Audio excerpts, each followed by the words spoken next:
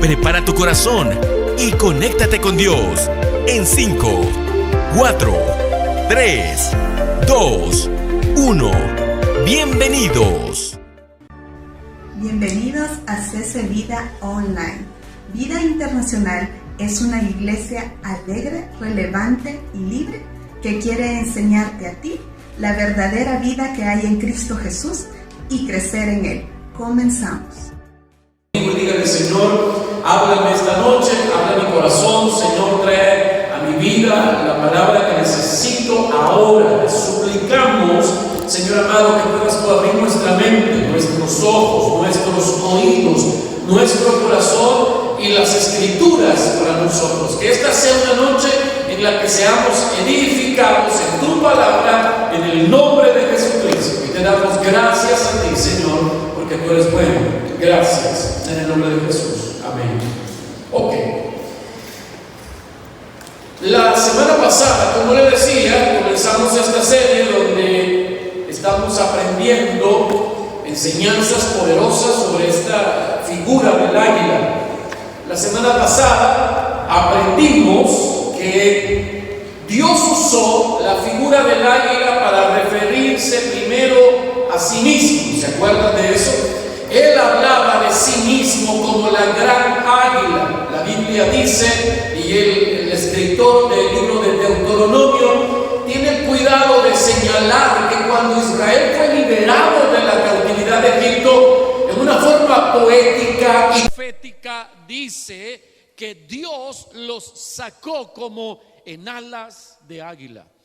En el capítulo 12 de Apocalipsis, al remanente que queda después del arrebatamiento, dice la Biblia que les serán dadas las dos grandes alas de la gran águila. Así que esas referencias de Dios como el águila es una cosa extraordinaria, y por eso leíamos ese montón de pasajes de la Biblia que decían: con sus alas te cubrirá y con sus plumas te cubrirá, y debajo de sus alas estarás seguro. El Salmo 91.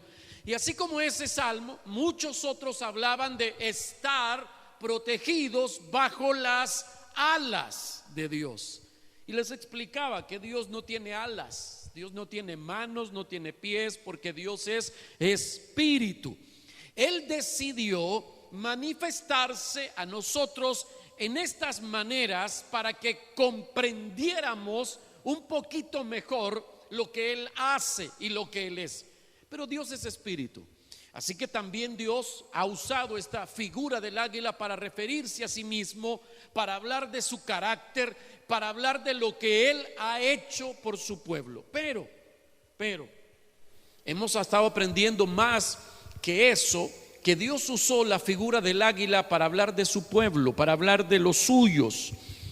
Quiere decir que en esta majestuosa ave hay enseñanzas poderosas, no solo del carácter de Dios, sino de lo que Dios ve en nosotros y lo que Dios anhela y espera de nosotros.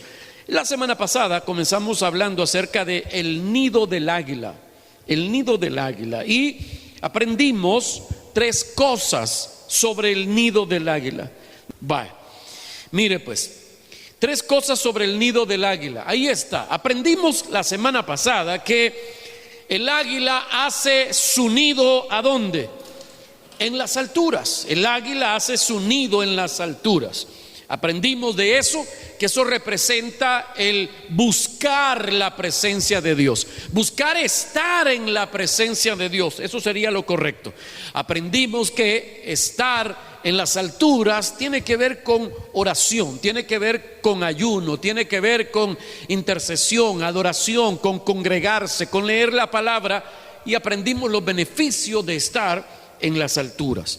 También aprendimos que el águila hace su nido de manera permanente. cuando él construye su nido lo hace para siempre, y por eso es que, esa es la tercera cosa que aprendimos, él jamás, o el águila jamás da por terminado su nido. Y eso me hablaba, y aprendimos acerca de la perseverancia, y aprendimos acerca de la necesidad de seguir creciendo. Siempre debemos estar aprendiendo. Ok, de eso hablamos la semana pasada. Hoy vamos a continuar aprendiendo sobre el nido del águila, y creo que vamos a seguir aquí un par de miércoles más. Pero esta noche solo quiero que vea un detalle poderoso. Le dije la semana pasada que lo íbamos a ver hoy, y leemos una vez más este pasaje de Job capítulo 39. El versículo 27 en adelante hace referencia al águila, a su nido y a estas cosas interesantes que ya vamos a platicar. Pero quiero que lea conmigo capítulo 39, versículo 27 del libro de Job. Dice la Biblia así: ¿fuiste tú quien ordenó que el águila remonte el vuelo y haga su nido en las alturas? El águila vive en las montañas, pasa la noche entre las grietas de sus rocas. Desde su lejano escondite se lanza sobre su presa y la mata. Ok. La semana pasada leímos este pasaje para hablar precisamente del detalle que dice al principio en el 39, que el águila hace su nido en las alturas. Hablamos de eso. Pero le dije que íbamos a dejar para después el detalle del versículo 28, porque es un asunto bastante amplio. Y mire, la Biblia está diciendo en ese versículo 28 que el águila, dice, vive en las montañas. Obviamente se refiere a vivir en las alturas, pero nos da otro detalle. Dice que pasa la noche en las grietas de la roca, y desde allí está esperando a su presa para comérsela. Le dije yo la semana pasada que hay una cosa interesante del águila, es que está clasificada entre las aves de rapiña, pero no se comporta como un ave de rapiña. Las aves de rapiña comen animales muertos. La comida de las aves de rapiña son cadáveres. Entre más podrido, más sabroso. Pero el águila no come cadáveres. El alimento del águila es comida viva, seres vivos. Vamos a hablar de la comida del águila más adelante, pero me llama la atención eso. Ella está clasificada como un ave de rapiña, pero no se comporta como un ave de rapiña. ¿Qué dice de nosotros la Biblia en ese sentido? Que nosotros, dice, estamos en el mundo. ¿Aló? Pero no somos de este mundo. Usted está clasificado como un ave de rapiña, pero usted no se comporta como un ave de rapiña. Voltea a ver al ave de rapiña que está a la par suya y dígale: Dios te ha cambiado. Bueno, ok. Sigamos. Mire pues, la Biblia está diciendo en este versículo 28 que el águila pasa la noche en las montañas y que se esconde en las grietas de las rocas de las montañas. Abundan las imágenes de águilas que hacen su nido precisamente en las hendiduras de las inmensas rocas de las montañas. Es un lugar seguro para poder hacer un nido, un lugar donde solamente ellas pueden llegar. Pero me llama la atención, si usted pone cuidado en los detalles, el versículo 28 dice que pasa la noche allí. Y eso de la noche representa esos tiempos oscuros que también nosotros atravesamos. Tiempos oscuros, momentos difíciles, soledad, depresión, ansiedad, necesidades que no se suplen, etcétera, etcétera. Pero dice que desde allí, en la noche, en los tiempos de oscuridad, el águila está, dice, escondida, oculta, refugiada en las grietas, las hendiduras de la roca. ¿Qué me dice eso a mí? Ya que la Biblia nos compara a nosotros, el pueblo de Dios, con las águilas. ¿Qué me dice eso a mí? Que usted y yo podemos encontrar refugio en las grietas de la roca cuando nuestra vida es envuelta en la oscuridad, cuando estamos pasando por momentos difíciles, momentos de sensación de abandono, necesidades, etcétera, cualquier cosa difícil que usted esté enfrentando, en ese momento tenemos nosotros la prerrogativa, el privilegio de tener un lugar exclusivo donde poder descansar. Las heridas, las grietas de la roca. Y déjeme explicar que aunque para mí la figura es evidente, y yo pensé que iba a hacerlo para usted, iba a estar gritando aleluya, gloria a Dios, me ha enloquecido, pero ya vi que no.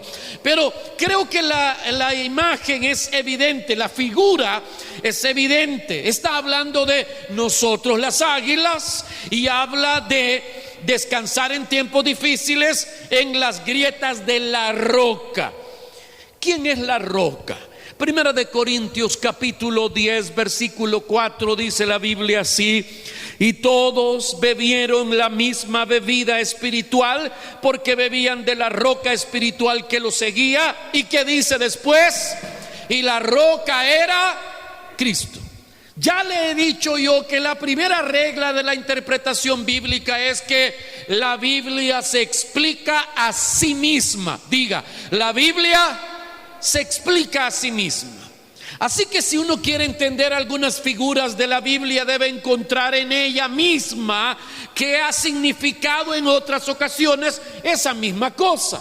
El águila, por ejemplo, y en este caso la roca. No vamos a andar inventando. La Biblia dice que la roca es una representación de Cristo Jesús, por su estabilidad, por su fuerza, por la seguridad que brinda.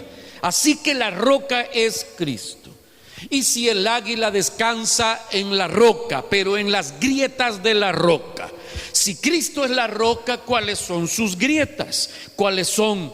Dice Isaías capítulo 53 versículo 5. Mire lo que la Biblia dice. Dice, mas él herido fue por nuestras rebeliones. La roca fue herida. Diga, la roca fue herida. Quítese de la mente ese pelón que sale allí en la película, ¿verdad? Cristo es la roca, fue herida. Dice, mas él herido fue por nuestras rebeliones, molido por nuestros pecados, y el castigo de nuestra paz fue sobre él, y por su llaga fuimos nosotros curados. Habla de sus heridas, habla de sus llagas. Cristo, la roca, fue herido, tenía grietas en su cuerpo. Ahora, creo que ahora sí ya es más evidente la figura. ¿Qué nos quiere enseñar la palabra de Dios aquí? Que nosotros como hijos de Dios, como las águilas de Dios, debemos aprender a descansar plena y absolutamente en la obra consumada de Cristo Jesús en la cruz del Calvario. Para nuestra provisión, para nuestra consolación, para todo lo que enfrentemos en las noches de nuestra vida, basta y sobra las heridas de la roca, la obra de Cristo en la cruz por nosotros. Mire, si usted tiene algún tiempo escuchándome, ya se habrá dado cuenta que frecuentemente vuelvo a este punto. Vuelvo con mucha frecuencia a este aspecto de la fe, porque es importante, porque es medular para la vida cristiana el poder entender que el fundamento de lo que hoy soy, el fundamento de lo que espero para mi futuro, no está en mis manos, en mis fuerzas, en mis capacidades, sino que está en las manos, en las fuerzas, en las capacidades y en lo que Cristo ya hizo por mí. La vida cristiana no es sostenida por nuestras habilidades. Ningún cristiano a lo largo de la historia ha sido sostenido firmemente por sus habilidades, sus conocimientos ni sus riquezas. Ninguna de esas cosas sirve, primero, para cambiarnos; segundo, no sirve para salvarnos; tercero, no sirve para sostenernos. Lo único que ha sostenido a los hijos de Dios a lo largo de la historia es haber entendido, comprendido y creído la obra plena y completa de Cristo en la cruz por nosotros. ¿Sabe?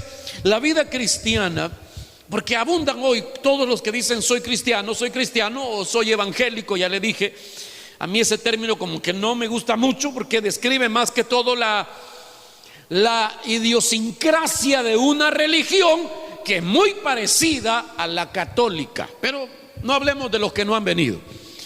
Pero pienso, oiga, que hay cristianos que son cristianos de alguna manera, pero que no disfrutan la fe, porque viven constantemente con el miedo a: me voy a ir al infierno, me va a condenar Dios, y si me porto mal me va a chupar la ciguanaba, y si hago algo malo, ahí está Dios esperándome para mandarme al infierno. Ya la regué, Dios está enojado conmigo, Dios está en mi contra, y todas estas cosas que hacen que la gente no pueda disfrutar la vida en Cristo Jesús. También hay cristianos que han entendido el alcance de la obra de la cruz, y los que han entendido, los que han comprendido y los que han creído en el alcance de la obra de la cruz, esos viven más libres, más felices, con menos temores. Espero estarme dando a entender. Mire pues, para poder descansar en los tiempos de oscuridad, necesito yo conocer que la roca inconmovible de los siglos, Cristo Jesús, fue lacerado, herido por mí, y yo puedo descansar mi vida en eso que Él padeció por mí. ¿Sabe? Se lo he dicho muchas otras veces, ese gran dilema de quién mató a Jesús. Los romanos lo mataron, dicen algunos. No, los judíos lo mataron, dicen otros. No, mis pecados lo mataron, dicen algunos. Y eso puede estar un poco más cercano a la verdad. Pero la Biblia dice claramente quién mató a Jesús. Y lo mató Dios, su Padre. La Biblia lo dice en Isaías 53, ya leímos una parte de eso, pero en Isaías 53 usted encuentra estas palabras que dice: y Dios quiso quebrantarlo. ¿Quién quiso? Dios quiso quebrantarlo. Aunque fue doloroso, aunque fue un sufrimiento no solo para Jesús, sino para su Padre, llegar o llevar a cabo la consumación de la obra de la redención en la cruz, pero ellos entendían que eso era lo que se necesitaba hacer. No había otro camino, no había otra manera, así que ellos corrieron el riesgo, pagaron el alto precio y consiguieron para los que futuramente iban a creer el regalo eterno de la salvación en Cristo Jesús. Así que cuando yo puedo entender, diga conmigo entender, otra vez diga entender. Mire, eso de entender es muy importante. No sé cuántas veces yo se lo he dicho a usted, que una de las cosas que la Biblia dice que el diablo puede hacer en nosotros es robarnos la palabra que Dios pone en el corazón. Esa palabra que te va a hacer crecer, que te va a hacer desarrollar, esa palabra que anulará tus temores, esa palabra que va a potencializar todo lo que Dios te ha dado. Esa palabra poderosa te la puede robar el diablo del corazón si no la entendemos. Eso dice la Biblia. El diablo te puede robar la palabra del corazón cuando no la entendemos. Tristemente hay cristianos hoy que están más interesados en sentir que en entender. Y a mí me gusta sentir. Me gusta sentir el gozo de Dios, la presencia de Dios. Me gusta tener esas experiencias. Me encanta eso. Pero si me dieran a escoger, prefiero entender que sentir. ¿Aló? Porque a veces yo digo, estoy sintiendo a Dios, y no estoy sintiendo a Dios, estoy sintiéndome yo, estimulado por la música, estimulado por algunas imágenes, estimulado porque siento alegría, porque ando pisto en la bolsa, como cualquiera de nosotros los mortales. Pero prefiero entender.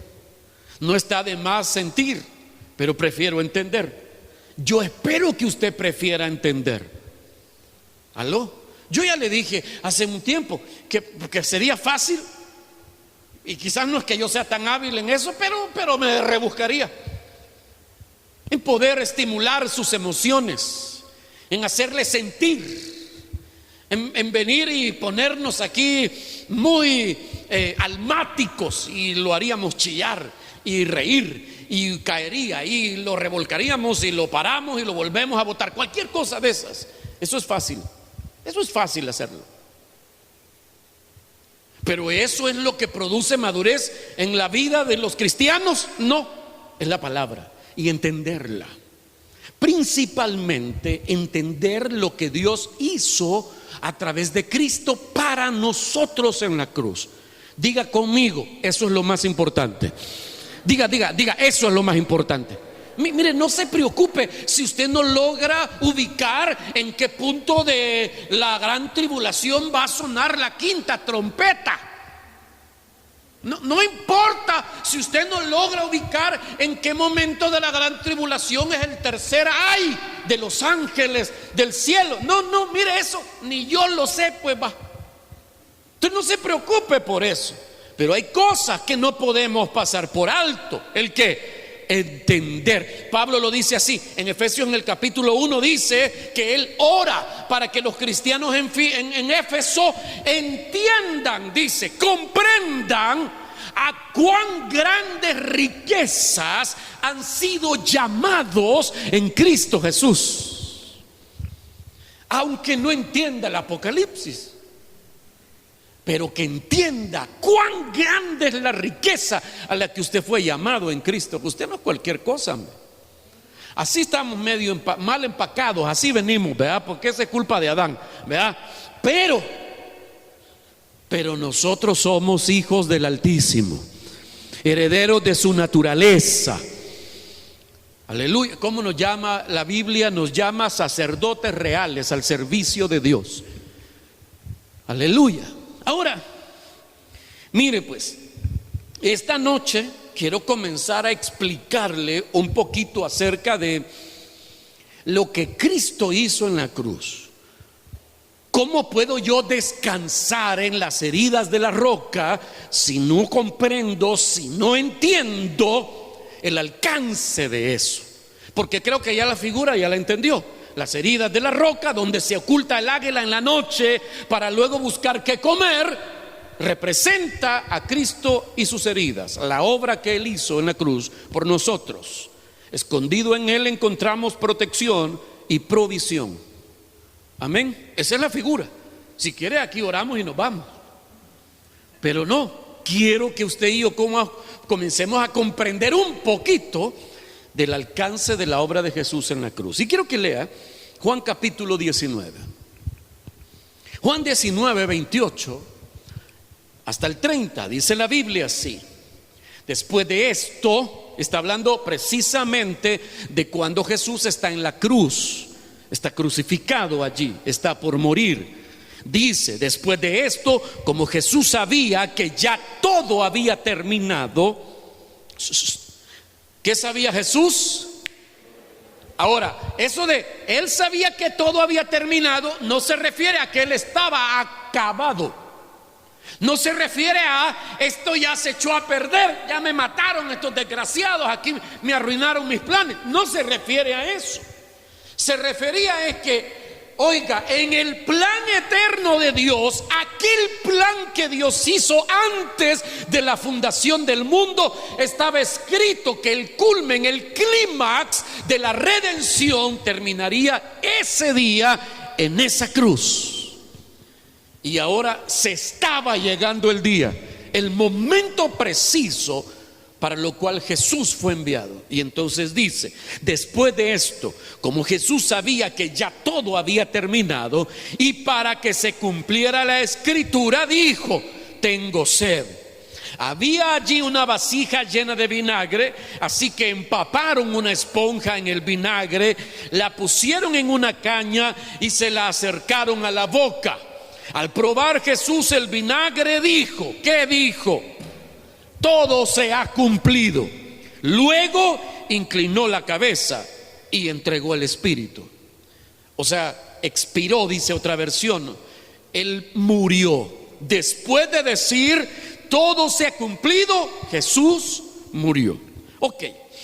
La Biblia dice en los otros 3 evangelios, en el de Mateo, Marcos y Lucas, cuando habla de este momento, los otros 3 evangelistas dicen que Jesús no solo dijo todo se ha cumplido, sino que dice que Él lo gritó, Él gritó. Y claro, algunas versiones no dicen todo se ha cumplido. La mayoría de las versiones que nosotros tenemos traducen consumado es. Así que cuando Él ya sabe, todo se acabó, ya no tiene fuerzas en sí, se le acabó el momento de vivir en esta tierra, dice que Él grita, consumado es, y muere. En el griego, el Nuevo Testamento se escribió en griego. La palabra que se usó para traducir todo se ha cumplido o consumado es una sola palabra. La palabra es tetelestai. No sé cuántas veces me ha escuchado a mí decir esta palabra. O sea que cuando Jesús está muriendo en la cruz, Él hace el último esfuerzo, se empuja sobre sus pies clavados a la cruz, toma aire y grita tetelestai y muere. La palabra tetelestai tenía varios usos en el mundo del griego, en el mundo del Nuevo Testamento. Esta es palabra griega. Así que cuando Jesús dijo tetelestai, todo se ha cumplido o consumado es, Él estaba anunciando algo poderosísimo. ¿Qué quiso decir Jesús cuando exclamó tetelestai o consumado es? Obviamente Él estaba diciendo ya acabó mi sufrimiento, ya acabó mi humillación, mi dolor, ya acabó. Obviamente hablaba de eso, pero también estaba hablando de algo más allá todavía. Cuando Jesús vino a la tierra, Él declaró que su única meta en la vida era hacer la voluntad del Padre. Juan capítulo 4 versículo 34. La Biblia dice así, Jesús dijo estas palabras: mi alimento es hacer la voluntad del que me envió y terminar su obra. ¿Cuál era el propósito de Jesús venir a la tierra? Hacer la voluntad del Padre y terminar su obra. ¿Me estoy explicando? Esa era la razón por la que Él vino. ¿Cuál era? Hacer la voluntad del Padre, terminar la obra. Así que cuando Jesús dice todo se ha cumplido, lo que Él está anunciando es: la voluntad de Dios ya la cumplí. La obra que Dios comenzó, yo vine a terminarla y se termina aquí. Aquí la voy a terminar. Aquí acaba todo lo que habría que hacerse para que Dios instalara su reino de nuevo en la tierra. Todo eso está anunciando Jesús cuando dice consumado es o tetelestai. Ya le dije que la palabra tetelestai es una palabra que se usaba ampliamente en el mundo del Nuevo Testamento y tiene varias aplicaciones. Por ejemplo, se usaba como un término artístico cuando un pintor, cuando alguien esculpía algo o cuando alguien hacía una obra de arte y la terminaba, el artista decía tetelestai. ¿Qué significaba eso? El cuadro ha sido terminado, la obra artística fue terminada. O sea que cuando Jesús muere y dice tetelestai, Él también está diciendo la obra artística ha sido terminada. ¿Cuál obra artística? Míreme pues, no me lo va a creer, pero el que está a la par suya, esa es una obra de arte. Sí, yo le dije que no me lo iba a creer. Vea, es como que si usted viera a la Mona Lisa original tirada en el lodo, con manchas de lodo, rayada.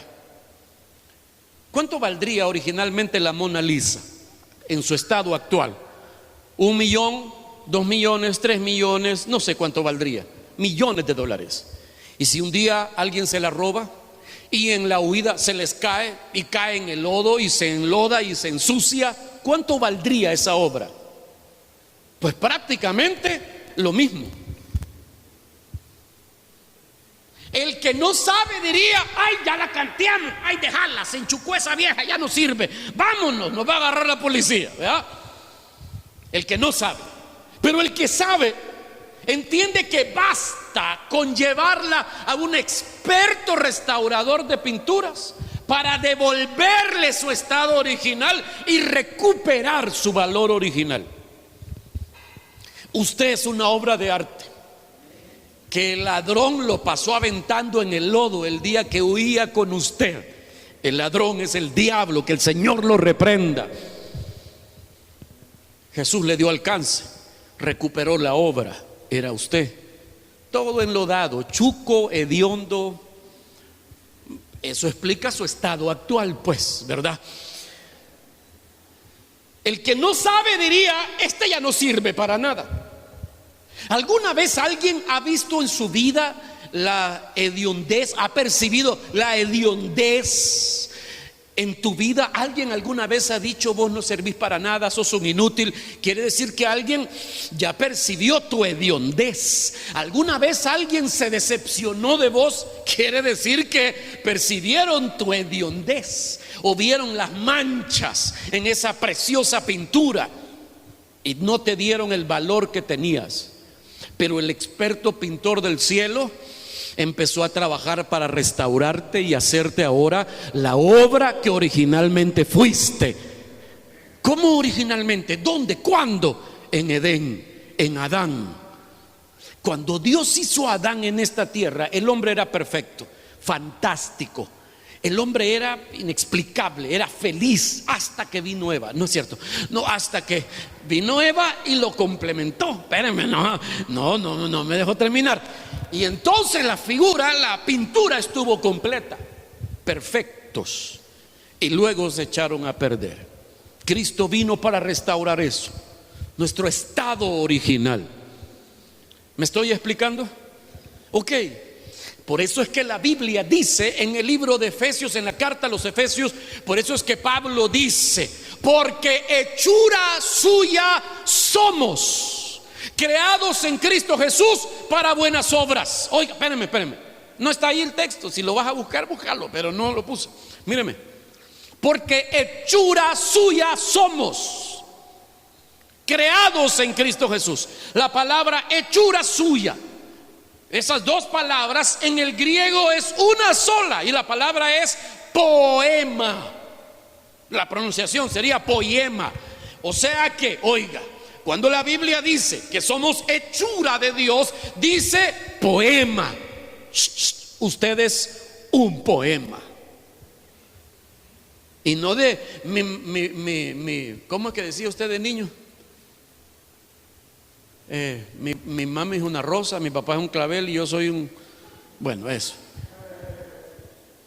Ahí está, ve. Mire pues, usted es una obra de arte que se echó a perder. Pero ya vino el restaurador de obras de arte y está trabajando en ti para volverte al estado original. Pero antes de eso, tuvo que volarle la cabeza al ladrón, el que te llevaba en huida, el que no quería que usted volviera a su estado original, el que te quería echar a perder. ¿Y cómo lo hizo él? Muriendo en la cruz. ¿Me estoy explicando? Así que cuando Jesús dijo en la cruz: tetelestai, consumado es, estaba diciendo: aunque todavía no se ha ejecutado todo lo que se necesita para restaurar estas obras de arte, está hecho ahora. También la palabra tetelestai la usaba un siervo, un esclavo, cuando iba a decirle a su amo que ya todo lo que le tocaba hacer en la casa, los trabajos que tenía que hacer en la casa los había hecho. Él se presentaba ante su amo, se inclinaba en reverencia y le decía: tetelestai. El amo entendía que todo lo que le había pedido a ese criado ahora había sido terminado. Y Jesús le estaba diciendo al Padre: lo que me mandaste a hacer ya se hizo. Tetelestai, la obra se terminó. También la palabra tetelestai se usaba en una transacción comercial. Gracias, Se usaba en una transacción comercial. ¿Cuándo? Cuando alguien pagaba una deuda, en el documento que lo comprometía en esa deuda, cuando pagaba completamente la deuda, escribían sobre todo el documento la palabra tetelestai, que significaba para ellos: la deuda fue pagada completamente. Así que cuando Cristo gritó en la cruz tetelestai, Él estaba diciendo: la deuda que estos tenían hoy es pagada plenamente. No deben nada. Y también se usaba en términos judiciales, en términos penales. Cuando un criminal había ido a la cárcel y luego de cumplir su condena era liberado, le extendían de la cárcel un papel donde decía: este es ladrón, pero ya tetelestai, o sea, pagó la condena. Por si la guardia en la calle lo reconocía: ¡Ey, mira quién anda aquí! Te voy a llevar de regreso, te voy a meter preso. Él enseñaba el papelito donde decía tetelestai. No, si de ahí vengo. Aquí dice: mira, la condena ya fue cumplida. ¿Me estoy explicando? Cuando Jesús dijo tetelestai en la cruz, pensando en todo lo que estaba haciendo en nuestro favor, estaba hablando de una cosa extraordinaria. Y me quedan 15 minutos y no he empezado a predicar. Bueno, pero como solo son 3 cosas rápidas, ¿verdad? 3 cosas y nos vamos. Ok. Le estoy explicando ahorita, como a manera de introducción, las implicaciones, el alcance, el uso que tenía la palabra tetelestai en los días del Señor Jesucristo. Todos los usos que tenía. Y todo eso fue lo que Él logró para nosotros en la cruz. Pero de manera específica, quiero que vea conmigo esta noche nada más 3 cosas que Jesús cumplió. Él dijo: todo se ha cumplido. ¿Qué fue lo que Él cumplió cuando murió en la cruz? Número 1, Él cumplió las escrituras. Él cumplió las escrituras. ¿Sabe? Hay un promedio de un aproximado, mejor dicho, de 380 profecías del Antiguo Testamento que anunciaban la venida de un Mesías Salvador. Más de 300 o aproximadamente 380 promesas del Antiguo Testamento que anunciaban que Dios visitaría la tierra y a los seres humanos de una manera poderosa, nueva y nunca antes vista. Cuando Jesús vino, vive, muere y resucita, se cumplen todas, absolutamente todas las profecías del Antiguo Testamento. No solamente las profecías del Antiguo Testamento se cumplieron, también se cumplieron todas las promesas. Todas las promesas que Dios hizo para Israel en el futuro tuvieron su cumplimiento en el tiempo en que Cristo vivió, murió y resucitó. Así que oiga, Él vino para cumplir las profecías y vino para cumplir las promesas. Un ejemplo de lo que usted sabe y ha escuchado en el Antiguo Testamento, usted lee que en el culto judío era necesario el sacrificio de un cordero perfecto para complacer las demandas de Dios a causa de un pecador. Y cuando el pecador ofrecía el cordero en sacrificio, sus pecados eran perdonados. Solamente era un símbolo. El cordero era un símbolo. Dígalo, el cordero era un símbolo que anunciaba algo que venía en el futuro. Cuando Jesucristo apareció, su primo Juan el Bautista lo ve venir a bautizarse, y Juan dice estas palabras poderosas. No las dice porque se le ocurrieron en ese momento, se las inspiró el Espíritu de Dios, y lo ve venir y dice: he aquí, señalando a Cristo, he aquí el Cordero de Dios que quita el pecado del mundo. Eso fue una cosa poderosa, porque los corderos que mataban en el Antiguo Testamento, que era necesario matar cada vez que había un pecado o cada año por el pecado de toda la nación, solamente cubrían el pecado. Pero Juan está diciendo una cosa poderosa. Dice: he aquí el Cordero de Dios que quita el pecado del mundo. Jesús no venía a cubrir el pecado, venía él a quitarlo de raíz. Pero está diciendo Juan, Cristo está cumpliendo todos los símbolos de los corderos inocentes sacrificados del Antiguo Testamento. Por eso en el Antiguo Testamento, mientras no encontraban a alguien que pagara definitivamente, morían los inocentes. Hasta que vino el Cordero definitivo y murió y pagó para siempre. Ya no hace falta matar cabras, machos cabríos, corderos, terneros. No hace falta los sacrificios de sangre ahora, porque la sangre perfecta de Cristo fue derramada, pagando para siempre por nuestros pecados. Aleluya. Ahí es donde uno enloquece y grita, mire. Bueno, Lucas capítulo 24, quiero que lea conmigo el versículo 44 al 47. Jesús dice estas palabras: cuando todavía estaba yo con ustedes, les decía que tenían que cumplirse todo lo que está escrito acerca de mí. ¿A dónde? En la ley de Moisés, en los profetas y en los salmos. Oiga lo que Jesús está diciendo. Nunca encontraron su nombre en el Antiguo Testamento, pero él dice: todo lo que está escrito en la ley, en los profetas y en los salmos. Esas eran las divisiones del Antiguo Testamento del tiempo de Jesús. Él les está diciendo: todo el Antiguo Testamento hablaba de mí, todo el Antiguo Testamento era sobre mí. Y yo se los dije, todo lo que está escrito en Génesis, Éxodo, Levítico, Número, Deuteronomio, etcétera y etcétera, todo lo que está escrito allí hablaba de mí. Yo soy el cumplimiento de esas palabras. Y sigue diciendo: entonces les abrió el entendimiento para que comprendieran las escrituras. Me encanta esta frase, por eso cada vez que predicamos aquí, oramos estas palabras. ¿Ya se dio cuenta usted de eso?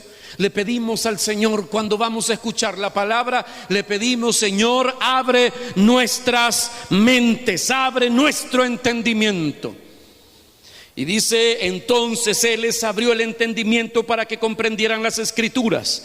Esto es lo que está escrito, les explicó: que el Cristo padecerá y resucitará al tercer día, y en su nombre se predicarán el arrepentimiento y el perdón de pecados a todas las naciones, comenzando por Jerusalén.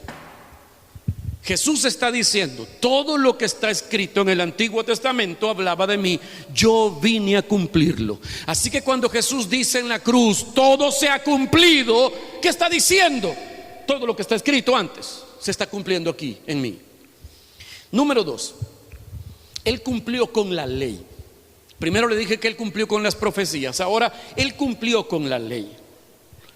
Cuando Él dijo todo se ha cumplido, Él está diciendo: la justicia se cumplió, se hizo justicia. Mírame, ¿cuándo es que la gente hoy exclama: se hizo justicia?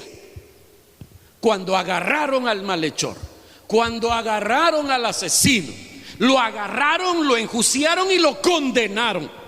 Entonces dice: se hizo justicia. Entonces, cuando Jesús es apresado, condenado y ejecutado, se hizo justicia. ¿Pero de qué manera? Él se ofreció a morir voluntariamente en lugar del que debería estar allí, y se hizo justicia.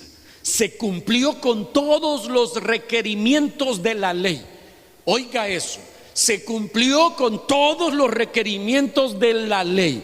La ley había dicho: el que no viva por estas palabras morirá. Eso había dicho la ley: el que no viva por estas palabras morirá. Por eso es que el apóstol Pablo escribió diciendo: la paga del pecado es muerte. Porque la ley había establecido que el que no la cumpliera debería de morir. Entonces, cuando Jesús se ofrece a morir por todos los que no cumplieron la ley, Él está cumpliendo todos los requerimientos de la ley. Porque Él no solamente está muriendo por los pecadores, Él vivió por los pecadores. Se lo voy a explicar. Todo lo que la ley requería para que un hombre fuese declarado perfecto o enteramente cumplidor de la ley, lo hizo Cristo viviendo su vida en esta tierra. Así que desde el primer día en que estuvo aquí hasta el último día de su vida, Jesús vivió su vida cumpliendo la ley. Porque yo, Sergio, el inútil, no podía cumplir nada de la ley. La vida de Jesús desde que nació hasta que murió, Él vivió cumpliendo la ley para llenar el requisito, ya que usted, inútil, no podía cumplir la ley. Cristo cumplió la ley en tu lugar. ¿No le alegra eso, pues? Gloria a Dios. Mire lo que dice Romanos capítulo 8, versículo 3. La ley de Moisés no podía salvarnos porque nuestra naturaleza pecaminosa es débil. ¿Cuántos dicen amén? Ok. Otra vez. La ley de Moisés no podía salvarnos porque nuestra naturaleza pecaminosa es débil. Así que Dios hizo lo que la ley no podía hacer. ¿Qué no podía hacer la ley? Salvarnos. Y dice: Él envió a su propio Hijo en un cuerpo como el que nosotros los pecadores tenemos. Y en ese cuerpo Dios declaró el fin del dominio que el pecado tenía sobre nosotros mediante la entrega de su Hijo como sacrificio por nuestros pecados. Y sigue diciendo: lo hizo para que se cumpliera totalmente la exigencia justa de la ley a favor de nosotros, que ya no seguimos a nuestra naturaleza pecaminosa, sino que seguimos al Espíritu. Aleluya. La vida de Jesús cumplió plenamente las exigencias de la ley. O sea, Jesús no solamente murió en mi lugar, Él vivió en mi lugar. Gloria a Dios por eso. Por eso, cuando murió, Él llenaba el requisito de que el cordero del sacrificio debía ser perfecto. Jesucristo fue perfecto. Y lo colgaron de la cruz, lo asesinaron en la cruz. Y entonces mis pecados fueron pagados por su vida y por su muerte. La única persona entonces que pudo cumplir la ley era Cristo Jesús. Lo voy a decir de esta manera: la ley entonces fue hecha para ser cumplida exclusivamente por Dios. La ley es el estado perfecto del ser humano, y ningún ser humano es perfecto. Así que dice, la ley no podía salvarnos. ¿Por qué? Porque nosotros estamos arruinados. Vea el arruinado de la par. Ese no puede cumplir la ley. Así que estaba condenado para siempre. Entonces, la ley, oiga, la ley del Antiguo Testamento solamente fue creada para mostrar cuál era el estado perfecto del hombre, y para que una vez que nosotros entendiéramos plenamente la ley, cayéramos de rodillas diciendo: Señor, si así quieres que yo viva, no puedo hacerlo. Eso era lo único que la ley podía y debía provocar en nosotros. No, quítense pues, voy a cumplir la ley, ya van a ver cómo se hace este volado. No. Dios no esperaba ni quería eso, porque nadie puede hacerlo. La ley era la demostración clara y escrita que usted es un inútil para salvarse. ¿Aló? Así que cuando uno lee todas las exigencias de la ley, lo único que le queda a uno es decir: no, hombre, eso yo no lo puedo hacer ni en 1000 años. Así que Dios dice: ¿qué dijiste? Que no puedo hacerlo. Fantástico, eso es lo único que yo quería escuchar. Lo voy a hacer yo por vos. Y entonces vino Cristo a vivir bajo la ley y a morir por las exigencias de la ley, para que usted fuera tenido por justo delante de Dios. Bendito su nombre. Mire lo que dice Romanos 3:20: ya que por las obras de la ley ningún ser humano será justificado delante de él, porque por medio de la ley es el conocimiento del pecado. La ley te hacía ver que eras un vil y cochino pecador que no podía cumplir las exigencias de Dios. Así que la ley te dijo: no puedes. Por eso es que Pablo escribe en Romanos en el capítulo 10, dice que la ley solamente era un ayo para guiarnos a Cristo. Se le llamaba ayo, A-Y-O, a las personas que discipulaban, que entrenaban a los niños preescolares. Un ayo era un maestro que enseñaba las primeras cosas a los niños, les guiaba en el camino de la verdad. Entonces la Biblia está diciendo que la ley únicamente fue una guía para llevarnos a Cristo. La ley nos dijo: no podés, pero sé quién puede, y nos llevó a Cristo Jesús. Colosenses capítulo 2 versículo 14 dice: Él anuló el acta con los cargos que había contra nosotros y la eliminó clavándola en la cruz. Oiga eso: todos los registros que estaban en tu contra desaparecen en la cruz. Ladrón, mentiroso, dígame todo lo demás.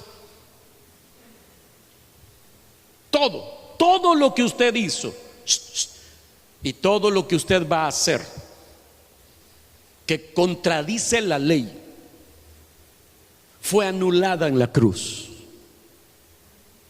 Porque no es que todos mis pecados antes de venir a Cristo me los perdonó Él en la cruz, pero de aquí para allá, si yo vuelvo a pecar, ahí soy yo y Dios. Ahí veo yo cómo me libro y cómo me arreglo con Dios, porque Cristo pagó lo pasado, pero de aquí para allá yo tengo que ver cómo hago. Tristemente, no lo dicen así, pero así muchas veces es el evangelio de muchas iglesias evangélicas hoy. Cristo te salvó de tus pecados pasados, pero de aquí para allá ponete trucha, porque si no, la regaste. Y ahí anda uno viendo cómo se comporta bien, ni quiere ni pensar, y esa aflicción, porque ¿quién no peca? Bueno, ya voy a explicar eso más adelante. Voy a terminar. Ayúdenme con el piano, es que si no siento que voy empezando. Cristo anuló el acta, dice, de los cargos que había contra nosotros. Quiere decir que si algún día usted llega al cielo, no, mejor lo voy a decir así: cuando usted llegue al cielo, así con esa seguridad, cuando usted llegue al cielo, si usted no haya que hablar con San Pedro allá, o con el Señor Jesucristo allá, usted se queda tan extasiado de ver la belleza del Señor, y usted se queda así que ya no hay ni qué decir. Y entonces usted le dice: Señor, mira, te quería explicar de aquel pecado del 14 de noviembre de y el Señor le va a decir: ¿cuál pecado? Aquel, hombre. ¿Cuál? Ay, Señor, no me hagas decir lo que me da más pena. Aquel, hombre. ¿Cuál aquel? El Señor le va a decir: ¿cuál? ¿Querés que busquemos tu registro? ¿Qué día dijiste? 14 de septiembre de Aquí está tu registro. Mira, dice: archivo no encontrado. No puede ser, si ese día llegué a las 15 a mi casa. Ay, vieran lo que me pasó. Pero aquí dice: ¿te habrás equivocado en la fecha, Señor? No, me estás diciendo que yo me equivoqué. No, perdóname pues, pero es que no lo puedo creer. Si no fue solo una cosa, no fueron solo 10 cosas, Señor. Pero aquí dice: archivo no encontrado. No hay pecado que no haya sido pagado por la muerte de Cristo en la cruz. Aleluya. Romanos capítulo 10, versículo 4. Cristo constituye el punto final de la ley y por él restablece Dios en su amistad a todo creyente. Otra vez, léalo. Cristo constituye el punto final de la ley. La Reina Valera del 60 dice: Cristo es el fin de la ley. O sea, en Cristo acabó la ley. Y dice después: y por él restablece Dios en su amistad a todo creyente. Entonces Cristo quitó la ley y en él se restableció una relación con Dios. Antes de concluir, quiero aclararle algo, porque cuando algunos leen que dice que Cristo es el fin de la ley, algunos podrían decir: ah, pastor, o sea que ya no tengo yo que guardar los 10 mandamientos, porque ahí dice que Cristo fue el final de la ley. En Cristo se acabó la ley. Déjeme explicarle una cosa antes de que usted se vaya a codiciar la mujer del prójimo, antes de que usted se vaya a matar sin piedad. Mejor poneme lo que sigue ahí, por favor. Quiero explicarle que en el Antiguo Testamento habían 3 clases de leyes. Estaba el derecho legal para Israel como nación. Estaban las leyes que normaban la conducta de los gobernantes y los ciudadanos de Israel. Era la ley del derecho legal de la nación de Israel. ¿Ok? Existía también la ley moral, que aplicaba no solo a Israel, a todo el mundo. Y ahí están, entre esas leyes morales están los 10 mandamientos. ¿Ok? Y luego estaban las leyes ceremoniales o las leyes religiosas que tenían que ver con el culto judío y con los sacerdotes y los levitas. Ok. Cuando la Biblia dice que Cristo es el fin de la ley, que Cristo acabó con la ley, ¿a qué ley cree usted que se refiere?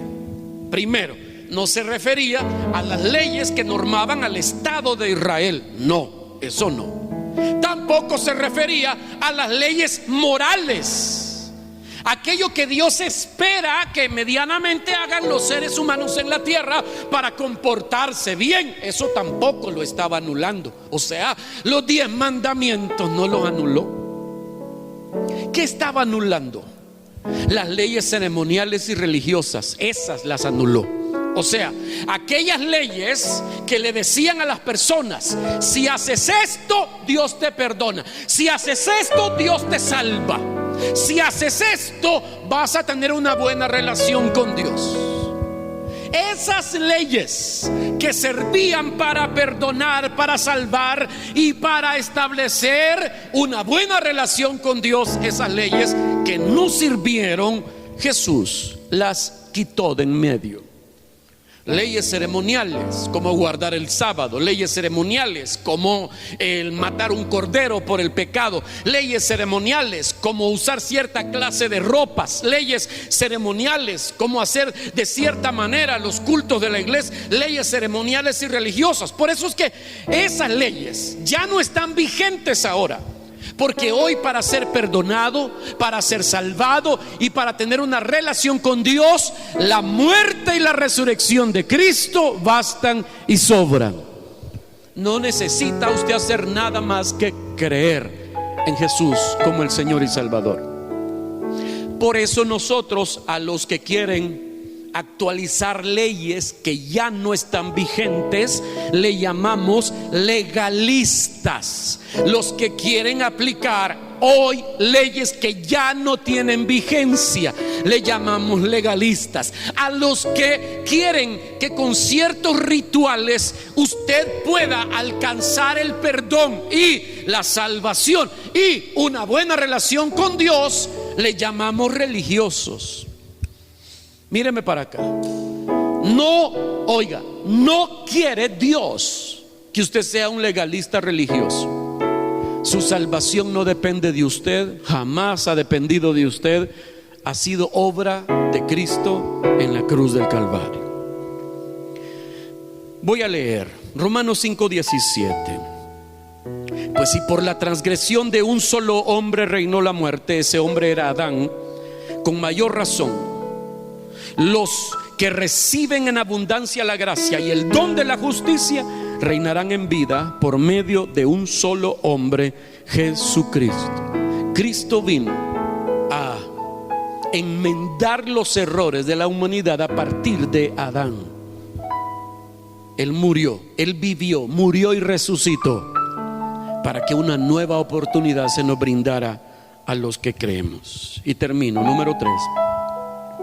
Cuando Cristo en la cruz dijo todo ha sido cumplido, ¿qué estaba diciendo? Que el pago había sido dado. Él pagó mi castigo. Cumplió la escritura, Él satisfizo la ley, las demandas de la ley, y pagó por mis pecados. Él pagó por mi castigo. Lea conmigo Colosenses 1:14 y termino. Quien pagó el precio de nuestra libertad, y así tenemos, está hablando de Cristo, y así tenemos el perdón de nuestros pecados. Diga, el perdón de mis pecados. Termino, míreme para acá. ¿Cuáles pecados?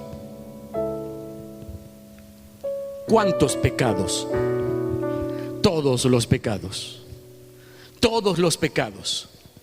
Por eso que cuando una persona le pide a Dios perdón, gracias o fundamentado en la obra de Cristo Jesús, Dios perdona inmediatamente, Dios perdona completamente y Dios perdona eternamente. Se lo repito, cuando Dios perdona inmediatamente, Dios perdona completamente y Dios perdona eternamente. Dios perdona inmediatamente, no tiene usted que esperar, no tiene que meter una solicitud de perdón. Cuando usted encuentra el perdón de Dios en Cristo, Dios te perdona instantáneamente, en el momento. Y Dios te perdona completamente. No quiere decir ahí que hay pecados que Dios no perdona. Dios perdona todos los pecados. Y número 3, Dios perdona para siempre los pecados. Por eso le voy a decir algo. Las personas que hoy en día mueren y se van al infierno, esta es una paradoja, se mueren con todos sus pecados pagados. Todos los que están en el infierno están allí con sus pecados pagados. ¿Y por qué están en el infierno entonces? Porque no hicieron efectivo el perdón de sus pecados, recibiendo por la fe el sacrificio de Jesucristo como suyo, no creyendo en el Salvador, Cristo Jesús. Qué triste es eso. Solamente bastaba creer, pero no quisieron creer. Rechazaron a Dios y decidieron condenarse para siempre. Si hay gente que hasta se burla del infierno. Dicen, no, pues en el infierno así es de calientes y como en Semana Santa aquí en El Salvador. Ah, sí, vea, qué galán. No, dicen, sí, yo al cielo no me quiero ir. Si yo en el cielo no conozco a nadie, todos mis charos están en el infierno. Vaya, ve. Las mejores fiestas están en el infierno. Hay gente que hace burla y mofa de todo eso. No saben a lo que se van a enfrentar. Y Dios no quiere eso. Por eso no te está pidiendo Dios que vivas una vida de perfección, que ofrendes tu vida para pagar tus pecados e irte al cielo. Solo te pide creer. Jesucristo dijo estas palabras, ya hoy sí termino. Por esta, mire. Jesucristo dijo en el capítulo 6 del Evangelio de Juan: esta es la obra de Dios, que ustedes crean en el que Él ha enviado. Esta es la obra que Dios quiere que ustedes hagan, que crean en el que Él ha enviado. ¿Qué tengo que hacer? Creer. O sea, no tengo que hacer, no, tienes que creer. Por eso cantamos esa canción que dice: mi trabajo es creer. Mi trabajo no es hacer, mi trabajo es creer. Ese es el trabajo. Y voy a terminar. Mire, aquí quería llegar esta noche. Así que cuando llega la noche a mi vida, cuando llegan las necesidades a mi vida, cuando enfrento dudas o depresión o ansiedad, cuando enfrento necesidades que creo que no podré suplir, cuando los problemas en casa, en el trabajo, se van de mi control, cuando siento que no puedo más, entonces tengo que esconderme en las grietas de la roca. Debo recordar que estoy escondido en la roca eterna que es Cristo Jesús. ¿Y eso qué significa? Que Dios no está en mi contra, que Dios está a mi favor, que Dios no está molesto conmigo, Él me ama, que Dios va a pelear por mí. Debo recordar que si Dios no negó ni a su propio Hijo para pagar por mis pecados, no nos negará las pequeñas cosas que yo necesito para vivir mi vida. Todas mis necesidades están suplidas en Cristo el Señor. Cierre sus ojos esta noche. Bendito el Señor. ¿Quiere usted conmigo decir gracias, Señor? Gracias, gracias, gracias. Unos minutos más antes de irnos. No se puede ir usted de este lugar sin decir gracias, Señor. Hemos llegado al final de esta transmisión. Esperamos que el mensaje haya sido edificante para tu vida. Te invitamos a seguir pendiente de nuestras futuras transmisiones por medio de nuestros canales oficiales, nuestra fanpage y nuestro canal de YouTube. También te recordamos que estamos acá para ti. Queremos apoyarte, queremos estar en tu vida. Si tienes alguna necesidad, quieres entregarnos tus peticiones o conversar con nosotros, no dudes por favor en escribirnos. Y si quieres también colaborar con nuestro ministerio, puedes hacerlo también a través de nuestra página enviando un mensaje. Te recordamos que este ministerio necesita mucho de tus oraciones. Recuerda orar por nosotros. Que Dios te bendiga.